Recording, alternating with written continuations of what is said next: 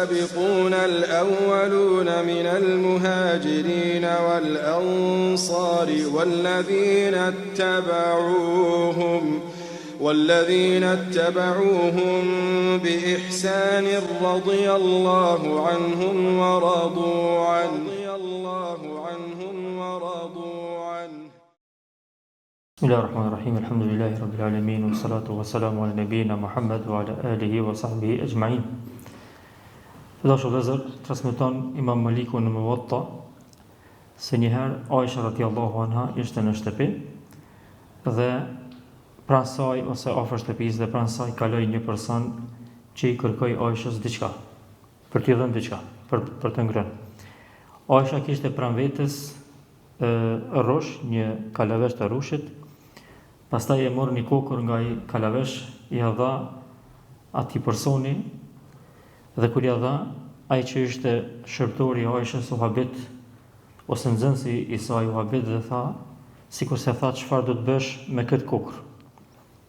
Pastaj Aisha radhiyallahu anha i tha se kjo kokër ka shumë grinca që peshojnë në ditën e gjykimit.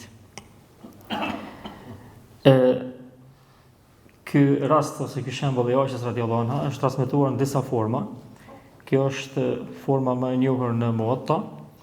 Ka edhe një pjesë tjetër që ka qenë një hurme që ka pas Aisha dhe ajo që i ka mbetë fundit, si me thonë kokra e fundit e hurmës, ja ka dhënë atij personi që e ka kërku. Dhe ka formë tjetër të transmetimit se ka pas vetëm një kokër të rrushit.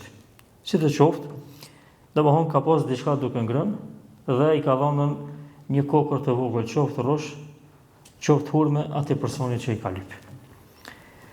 Ai që personi që ka qenë me Aishën është habit, për arsye se sikurse e ka zvoglu, e ka llogarit vogël, të papërfillshëm këtë sadak që e ka dhënë Aisha. Kurse Aisha ja ka kthyer me një përgjigje shumë bukur. Ka thënë që kjo që e dhash, në to mrena ka shumë grinca, shumë pjesë të vogla, mrena qësaj kokrës të rrushit. Pse shumë pjesë të vogla? Sa Allah thot Kur'an, "Fe me ya'mal mithqala dharratin khayran yara." Kush vepron punë të mira qoftë edhe sa grinca, shumë e vogël, ka me gjetë atë ditë. Qoftë ajo punë shumë e vogël, sa një grincë, ka me gjetë atë ditë. Dhe kush bën punë të këqija, qoftë edhe sa një grincë, ka me gjetë. Dhe për këtë arsye Aisha thotë se sa grinca gjindën në këtë kokër të rrushit. Sa grinca gjindën në këtë kokër të rrushit. Dashur vëllezër, është edhe një ajet tjetër ku Allahu Azza wa Jall kur ka thënë për ditën e Kiametit thotë: "Wa nad'u al-mawazin al-qista li yawm al-qiyamah." Ditën e Kiametit kena me I vendos peshojat që peshojnë me drejtësi. Pastaj çka thot? Fela tudhlamu nafsun shay'a. As kujt nuk I bëhet as një lloj padrejtësie. Do të ketë peshoj matje përpikt që as kujt nuk do të bëhet padrejtësi në asnjë formë. Pastaj çka thot Allahu? Wa in kana mithqala habatin min khardalin atayna biha wa kafa bina hasibin. Kur ti vendosni peshoje ditën e gjykimit, nëse ka në mesin e kësaj peshojes diçka që është grincë e sinapit, një kokër e vogël e cila është më e vogël se kokra e pasulit. Grincat kokrave që ti sinapit, grincat të qytetën e kokrave, kena me pru, kena me sjell, ka me u mat, ka me u peshu, edhe ka me mjaftu se na jemi ata që japin një llogari ditën e gjykimit. Allahu thot. E vogël, e madhe, nuk ka rëndësi. Ka mu matën, ka me dalë para Zotit edhe ka mu matë. Po këtë arsye, ky fik I Aishës ka qenë, s'po tham vetë pejgamberi, sa është e njohur, që ky kuptim, po ka qenë edhe te shokët e tjerë të pejgamberit sallallahu alajhi wasallam. Pra forësisht tregimi I ngjashëm është përmend nga Abdurrahman ibn Awfi. Pra forses tregimi i ngjashëm është përmend nga Sa'd ibn Abi Waqqas. Dhe gjon në transmetime ndryshme të sahabeve që ju kujdes për sadakën e cila ka qenë e imt në sytë e njerëzve, siç ju kujdes për sadakën e cila ka qenë e madhe në sytë e njerëzve. Për arsye se sadakën e kanë kuptuar me një kuptim pak më ndryshe. Jo për nga sasia, po për nga cilësia. Sasia e luan rolin e vet, është e vërtet, po nëse s'ka cilësi, s'ka rëndësi sasia. Nëse s'bëhet për hir të Zotit, çka duhesh me bë me sadak, s'vin kurrë. Kurse e kundërta është ajo që shikohet, pra shiqim para sa cilësia. Si të bëhet për hir të Zotit, çka duhesh që bën është e mirë. Çka duhesh që bën ka rëndësi. Çka duhesh që bën ka vlerë. Përderisa bëhet për hir të Zotit. Dhe kjo është motja që e kanë bërë sahabët. Pra, çështja e parë për kësaj fjalës së Ashës, për këtë tregim të Ashës është se ata e kanë llogarit që për çdo vepër të shpërblehen para Zotit. Pavarësisht a është e madhe, a është e vogël.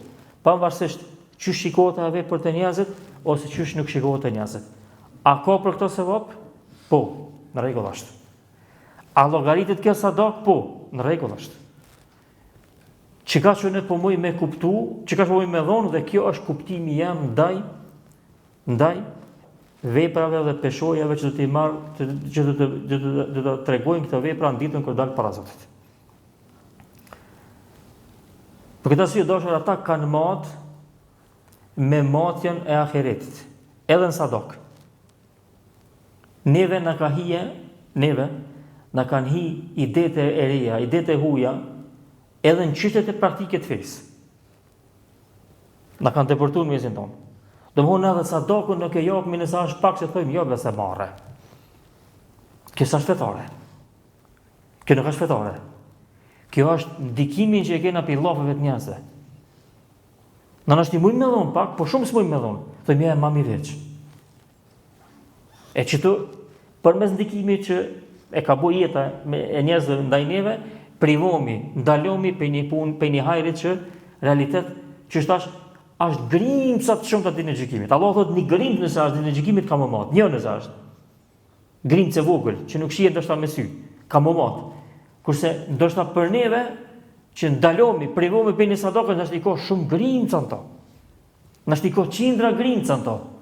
Edhe na ndalmi për shkak se ka deportu në mesin tonë bot kuptimet që janë realitet në kundërshtim me mësimet e fesë. Ai që mat me ahiret nuk ka rëndësi të ai shumë, ajo ka vlerë, por nuk ka rëndësi të ai shumë sasia, ka rëndësi cilësia. Cilësia. Kjo është çështja e parë. Çështja e dytë e ka përmend Ibn Abdul Barri kur e ka shpjeguar këtë hadith. Kjo thot, po ashtu e ka dhe një dobi tjetër. Thot, njerëzit vigjilant, që janë të kujdesshëm, mundohen që punët e mira me i bo zakon. Dhe punët e mira nuk bohen zakon nëse nuk bohen shpesh. E për më bo shpesh, do të më bohen çfarë do forme që ka mundësi njëri me realizu.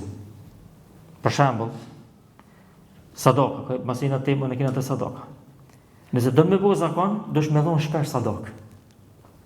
Nuk do shme prit veç kur kish për me dhonë shumë me dhonë sadak. Se nëse prit veç kur kish për me dhonë shumë, i jep sadak, ata nuk bo zakon, nuk bo pjesë normale jetës tonde. Për këtë arsye Ibn Abdul Barri e përmend interesant, e përmend rastin tjetër që na kena tregu në historinë e Aishës, radhiyallahu anha. Thot këtë rast e ka dhonë pak sa ka pas, në rastin tjetër e ka dhonë shumë që ka pas. Deri sa ka nardhur i kanë pru e dënjo, i ka qu Muaviju prej Shamit, i ka qu me mija, me miliona në është pasuri, dhe e ka shpërndo krejt, i ka thonë shërptorës vetë shpërndoje krejt hala pa u bo aksham. Hala pa në zonë akshami. Me një transmetim tjetër, ka qenë duke hongër ushqim, Aisha. Edhe vjen dikush i lyp, s'ka pas çka më tjetër shka, vetëm se ushqimin e vet, jep krejt. atëherë krejt, njëherë një copë, njëherë ma shumë, njëherë ma pak, për arsye se kjo pastaj ka qenë zakon. Është bo pjesë e pandashme e saj. Andaj do vllazni, për me bo një punë të hajrit zakon, do të me bo shpesh. Për me bo shpesh, së ne ban çdo herë shumë. Së ne ban çdo herë, ja mirë, ja shumë, ja në formën më të mirë që ka mësi. S'mon është ashtu. Se s'ti për mundësit. Edhe namazin, për shembull, me bo zakon, për shembull, me fal namaz natës, ti mundesh me bo zakon me fal namaz natës, apo nëse ja qet vetit kusht, ja kam i fal çdo 11 rekate, ja hiç se ne ban zakon namazin natës. S'mundesh me bo zakon. Pse se do psohesh kohë mas kohë dhe pastaj e lën edhe e ki vështirë me anis. Nëse do me bo zakon e ban çfarë sa ki mundsi. Për arsye se është vullnetare, çfarë sa ki mundsi, një herë 2, një herë 4, një herë çysh ta nish vetëm. Edhe të sadaka njëtë. Aisha, sahabet, po dojmë të tregu se çështja është ti mi bo punë të mira zakon. Ka një herë shumë, ka një herë pak. Kryesore ti me pas vazhdimisht që të punë ose me pas vazhdimisht që të derë të hapërt. Dhe kur të bëhet zakon, pastaj bohesh, familiarizohesh, edhe bëhet pjesë e jotja, edhe e ndin mungesën nëse nuk jep sadak. Jo nëse nuk jep sadak shumë, nëse nuk jep sadak e ndin mungesën për vetën tënde. Që kjo mungesa është ajo që neve duhet me na shoqëru. E treta dhe e fundit e përmen El Fejumi në shpjegimin e Muhatajt, thot Aisha nuk e ka kthy këtë person edhe pse e ka dhënë një kokër, nga se çështu ka qenë edukata e pejgamberit. Edhe sahabet janë mundu me e pasu pejgamberin në edukatën e tij, siç e mundu me e pasu edhe në ibadet. Edhe në adhurime. Nga se thot, ky dietar, thot pejgamberi dihet prej tij që nuk ka thonë asnjëherë kur i ka lyp dikush jo. Kjo ka qenë traditë e pejgamberit sallallahu alajhi wasallam.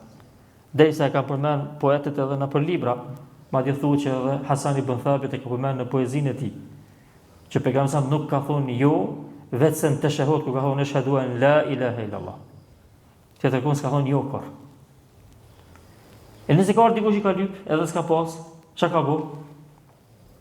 Nëse s'ka pas, dietar ka thonë ka hisht. Si ka thonë jo. Ose i ka thonë dikush na kush ka mundësi minimu filonit. Ose i ka thonë shokëve ata, mund dikush minimu filonit.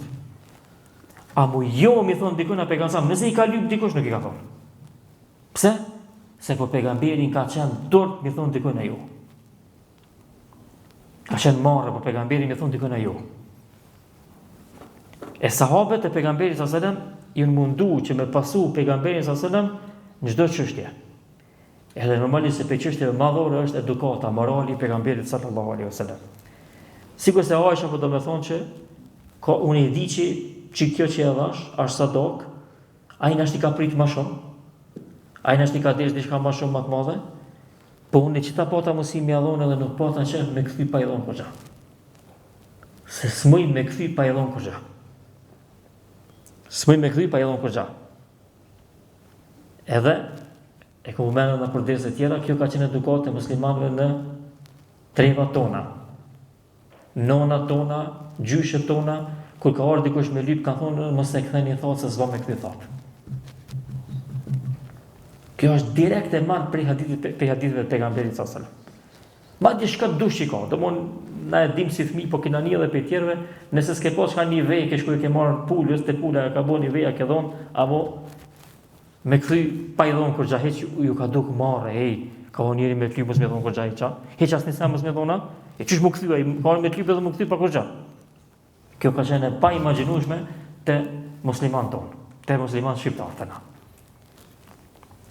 Edhe kjo faktikisht është standard i qasjes tonë me sadak. Pra standardi është që me një vetën keq na nëse na lyp dikush atë s'kena mundësi minimum. Që kjo është standard vazi. Mi dhon dikujna kur të lyp, është punë e vepër e mirë. Është vepër e mirë. Po muni keq ti, edhe me torë marrë mi thonë në skam, kjo është një standard ndryshe. Se lejohet një thonë s'kam, lejohet, nuk është ndaluar, na po folmi çka është ajo çka është më e kërkuar, cila forma është më e mira. Po nëse po një ski edhe s'ki çka më bëu, edhe pse subhanallahu dietar kanë thonë që edhe nëse s'ki, edhe pse s'ki mësimi boçore, mos i thoj direkt s'kam, thoj Allahit dhasht. Allahit një muft. Allahit ta lecoft. Allahu ti qel të rrugt. Ndoshta Allahu ta çon dikan që mund me ndihmu. Faktikisht më ia dhon në shaj që unë s'po mëj, po dikush tjetër na ndihmon me ta bëj çfarë. Mundi kesh dosh vllazni. Mundi kesh që s'po mund minimu, dikush që ka lyp sadok, kjo është standard i lartë. Mu mërzit. Që s'po mund minimu dikun, kjo është hala më lartë. Çish ka ndodhur me Ibn Abbasin radhiyallahu anhu. Që kur ka ardhur dikush me lyp dhe s'ka pas mundësi me boçorën, u mërzit më shumë se ai që i ka lyp. Ka thonë ta natën, vllavi jam, ka bo men, edhe mesin e ketë njerëzëm ka zgjedh mu mi lyp, edhe mos me ja kry punën, a? Mesin e njerëzëm ka zgjedh mu me armë me lyp. Kurse une, mos e mujt me ja kry punësh, u mërzit, e ka një vetën të privun për hajrit, të privun për të mirës. Kjo standard hala më i lartë. A dhe dashur vllazni, faktikisht mesazhi kryesor i këtij, edhe pse na i nxjerrën 3 dobi, se cila për këtyre dobive, që i ka përmend dietar se cila ka pozitën e vet në jetën tonë, po mesazhi kryesor është që shka thonë pejgamberi sa la tahqiranna min al-ma'ruf shay'a. Kur gja pe punëve të mira mos na vlerësoni. As nisën pe punëve të mira mos na vlerësoni. Çka do të qoftë, sa do e vogël që ju duket ajo. Madje thot pejgamberi sa walau an talqa akhaka biwajhin talq. Madje pe këtyre punëve të mira që nuk bëmi në vlerësuar, qoftë edhe nëse e sheh, edhe i paraqitesh, edhe i del Allahu ton përpara me fytyrë të buzëqeshur. Edhe që kjo është punë e mirë. Që as këta s'bëmë në vlerësu. Nuk ka nevojë me na mësu këtë senet, me armë na mësu duhesh mi u buzëqesh njerëzve, klientëve, kështu më nuk ka nevojë.